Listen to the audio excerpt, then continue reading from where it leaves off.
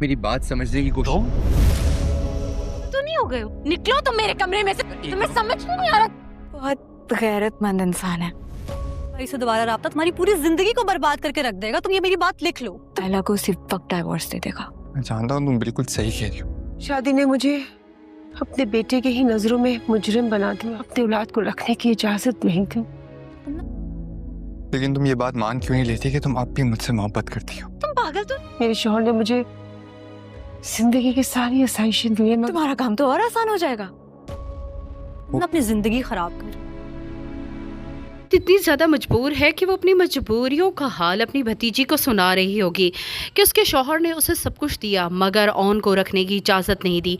अगर वो ऑन को रखने की इजाज़त देते तो ऑन की ज़िंदगी बहुत ज़्यादा मुख्तलिफ होती। वो उनसे इस तरह से नफ़रत नहीं करता जिस तरह से वो अब हो चुका है। वो अपनी माँ को देखना भी पसंद नहीं करता और ये बात तो आयला भी अच्छे से जान चुकी है, लेकिन वो अपनी फुप्पो को तसल्ली देने के अलावा और कुछ भी नहीं कर सकती।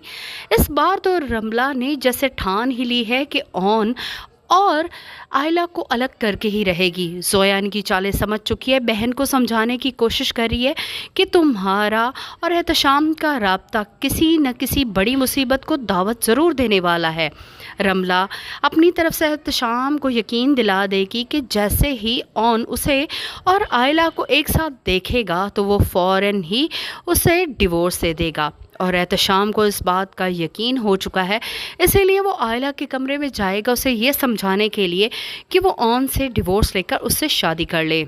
आयला और एहतशाम में बहस जारी होगी। आयला उसे अपने कमरे से निकल जाने का हुक्म दे रही होगी, तभी ऑन और साकिब दोनों ही रूम में दाखिल हो जाएंगे। आयला तो जैसे उन्हें देखकर बहुत ज़्यादा हैरान और परेशान रह जाएगी। साकिब को भी अपनी आंखों पर यकीन नहीं आ रहा होगा, उसकी बेटी इस तरह से एहतशाम के साथ और वो भी अपने कमरे में।